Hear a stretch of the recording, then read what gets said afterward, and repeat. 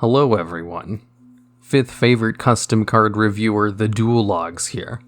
Coming at you again with your weekly custom card review, which I haven't done in about a month or two, but good reason for that. You see, I've been really busy.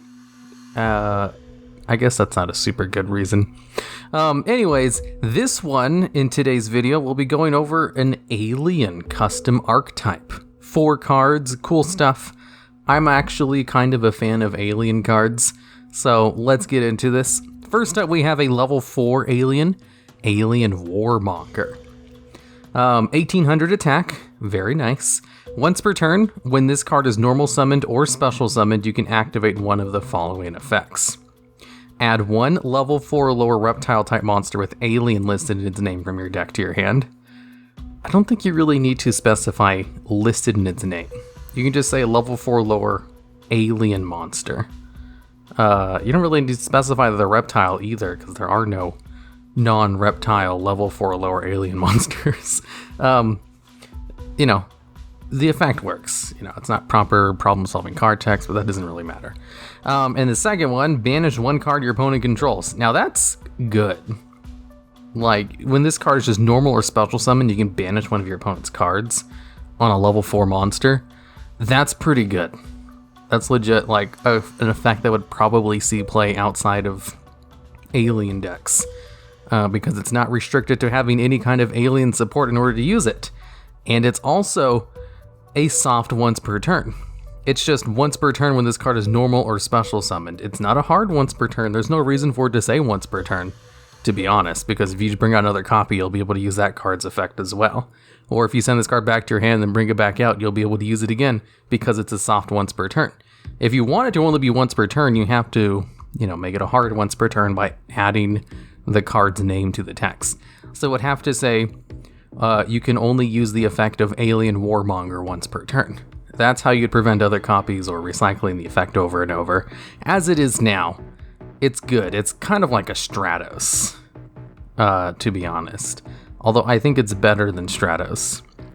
Hey, aliens, they could totally use this kind of support, especially since Mysterious Triangle lets you special summon an alien directly from your deck. So not half bad.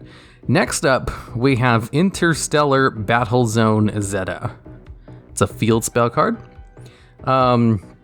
Field spell cards need to be super good. This one kind of fits that mark. Once per turn, during your main phase, place 1 A counter on all face-up cards on the field, including this card. So that means you can place A counters on spell or trap cards as well.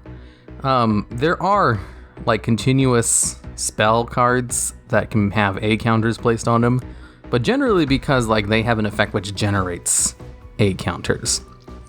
So this card right here, including itself, basically means, all face-up cards instead of just monsters. Generally, A counters are only placed on monsters, except for the few alien spell cards that have alien counters, A counters that can be placed on them. So this one would supply them with A counters. That's good. Just once per turn, A counter and everything. That's what the alien archetype really needs. Once per turn, quick effect. You can remove 1 A counter off of a face-up card you control to activate one of the following effects. You can either banish one of your opponent's cards, or special summon an alien monster from your deck. So, that's super strong. That's a little bit too much. Banishing one of your opponent's cards, okay, that's good. Non-targeting, I think this is non-targeting removal. Just banish 1 card on your opponent's side of the field. It doesn't say targeting. So this is non-targeting, non-destruction removal on a quick effect. Or special summon an alien monster from your deck. It's any alien monster, which means, higher than level 4. So you can bring out Alien Overlord with this, which is pretty good. That's the level 6 one. That's actually decent. So here's the problem with this though. It's just 1 A counter, which this card can supply immediately on itself, and they can just banish one of your opponent's cards or special summon a card from your deck.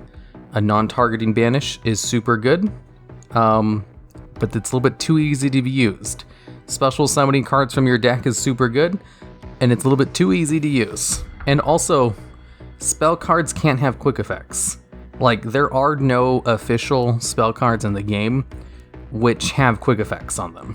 Like, they're either quick play spell cards, or they're spell speed 1. Or, you know, they have trigger effects, where they go off after something happens. This one is literally giving it the monster quick effect. There are spell cards which grant monsters quick effects, like the Weathery Painters. They have a series of continuous spell cards which grant their monsters quick effects. And then there's also the Orcus field spell card which grants their monsters quick effects. But there are no spell cards which have quick effects on them. So right off the bat, you know, you kind of have to remove that in order to make it more in line with normal Yu-Gi-Oh cards. That's something I see a lot on custom cards, is they give like field spell cards or, you know, continuous spell cards quick effects because it makes sense. Like, this effect is super good, so it would be really nice if you could use it during both players' turns. So, you know, hey, just slap on quick effect. It works for monsters, but that's kind of not how you do these things. It has to be, like, if you want this effect, you have to put it on a trap card. You'd have to make it a continuous trap card, and then there you have it.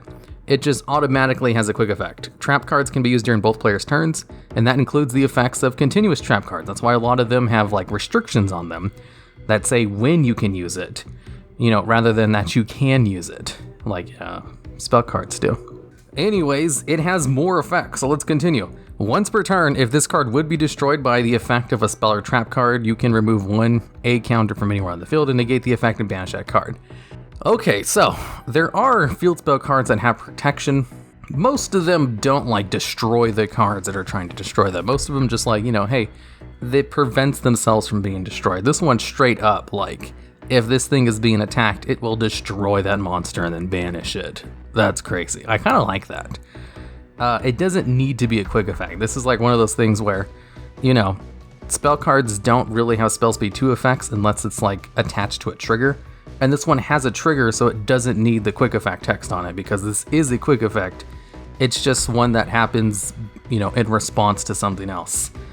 And the response is this card would be destroyed by the effect of a spell or trap card. It doesn't prevent it from monster effects, though. That's actually not super good.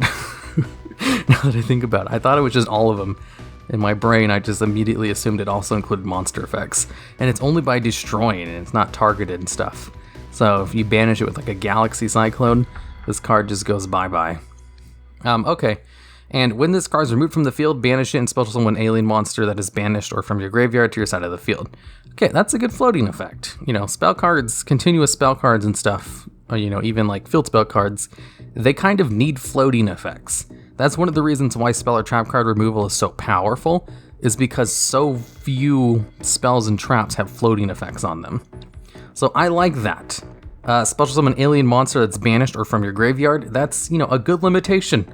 Those are both good places to special summon an alien from, and it's not broken like bringing it out from your deck. So the first effect of this, placing an A counter and everything, that's something aliens definitely need. You know, that's great. That's kind of like planet pollution virus, but even better. I think that's what it's called. Yeah, planet pollutant virus. Except this one's just once per turn on everything, and you can use it yourself rather than waiting for your standby phase. The quick effect, though, that's too powerful, and also doesn't follow normal spell card conventions. That would definitely need to be just like removed, or change the quick effect part, or make it not. You know, aliens, they kind of need the help. You probably just leave it as is. On to the next one. We have Alien Marksman. Level 4, 1900 attack. Okay, that's good. This face-up card cannot be targeted by your opponent's card effects. Not really needed on low-level monsters, to be honest. Like, protection's good. If it's on boss monsters, they're going to stay on the field and actually do things.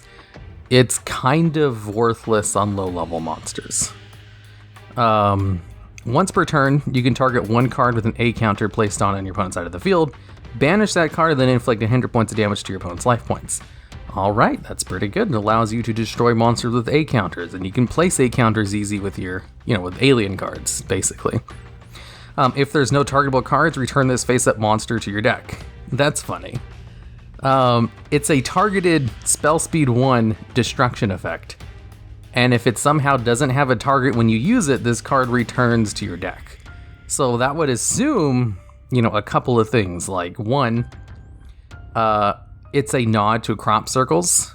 Crop Circles is an alien card where you, take damage if you can't find targets for it. So, that's one. And the other one would be you use it intentionally to send this card back to your deck. There's no real way to gain advantage from this card doing that, so I'm assuming it's just a reference to Crop Circles. And if there are no targetable cards, blah blah blah, and when this card is destroyed by battle, banish it. Alright. It has a whole bunch of restrictions. It has a good effect, and the restrictions aren't that big of a deal. It's a pretty solid card, even if it has that weird Crop Circles thing in it. It's not bad. It's just don't use the effect if you don't have a target, and you're good. Okay, and final, we have Fusion Cannon Strike, Alphon. Quick play spell card. Alright. Discard one card from your hand. Destroy all cards in the field with A counters placed on them, and special summon one alien monster from your extra deck to your side of the field. Okay, so, let me read the rest of this first. If Interstellar Battle Zone ZETA was destroyed by this card's effect, have your life points and place one of your banished spell cards at the bottom of your deck. That's the field spell card. No cards or effects can be activated in response to this card's activation. There we go. That very last line right there really drives this whole thing home. So, the field spell card, the custom one, allows you to place a counter on everything. So then this card allows you to discard a card in order to destroy everything on the field with spell speed 4. There's no chaining to this. There's no negating it. That's really good, and that's why there aren't really any mass destruction effects that are spell speed 4, because just getting rid of 1 or 2 at spell speed 4 is already super good. That's why super polymerization sees so much play. It's because it's spell speed 4 removal. This is spell speed 4 removal, however, a little bit harder to use in super polymerization, to be honest, since you need A counters out. And if your opponent just, stops A counters from going out, then this card can't really be used from your hand.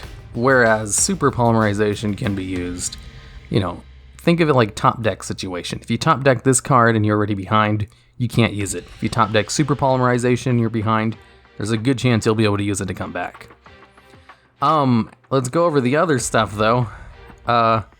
It also lets you special summon an alien monster from your extra deck after you use this effect. Because it destroys your cards too. That's bad. You don't really want that to happen. However, there's only one alien extra deck monster in the game. And that's the Alien Shock Trooper thing. What's it called? Alien Shock Trooper Mighty Frame. Yeah, that's his name. It's a Link monster. Doesn't exist in the TCG yet, so it's OCG only. It's actually pretty good. It has a quick effect, place A counters on a whole bunch of cards, and if it's destroyed, you can special summon a whole bunch of aliens from your graveyard. It's actually pretty bonkers. So I guess it just special summons that one card, because there is another alien extra deck monster, a Synchro monster, who's really good, but he doesn't have alien in his name, so he's technically not a target for this card. He's part of the alien archetype, but he's not an alien card because he doesn't have alien in its name, because it's called Cosmic Fortress Golgar. Yeah, ooh, I almost had the name memorized. Cosmic Fortress Golgar. I know a lot about aliens, just randomly. I played a lot of aliens in the past, so I know all their cards.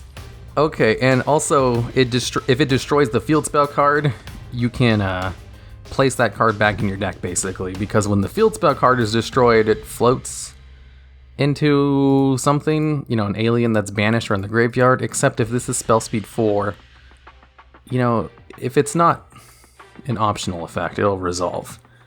Let me go back to it. When this card is removed from the field, banish it and special summon this from your graveyard. Okay, it's not an optional effect, so it would resolve. So, you would basically get 2 alien monsters on the field after wiping the field with Fusion Cannon Strike Alphon, which is neat. I like that. Aliens need some strong stuff in order to be competitive. Would these 4 cards make aliens competitive? I mean, that field spell card, as is kind of bonkers. It's so good. It's broken levels of good, though. That's the unfortunate part. It's real easy to make a broken custom card. And that's kind of it. It just has a whole bunch of effects, and they're all good. Which is fine, you know, probably split some of those effects up, especially the quick effect ones, onto like a trap card, and you're good to go. And this is great alien support. So, when it comes to grading these things, it's been so long I forgot what my grading scale was. So let's see, power, creativity, and viability. Can it at least compete at tier 2? I'd say these new cards would compete at tier 2. I can give it full points in that. Creativity? Sure, it was creative enough. You know, it's not like super impressing me, but that's like masterpiece levels of things. I can give it some points in that. Power, is it too strong? Too strong is bad. The field spell card is too strong. Everything else, though, the quick play was pretty strong too. I don't know, it's fine in everything. I'd probably have to give it an 8 out of 10. There were a little bit of problems with it, that's why I can't give it a higher score than that, but that's still a pretty high score, especially for just 4 cards. Okay, that's it. Until next month, my weekly custom card review series.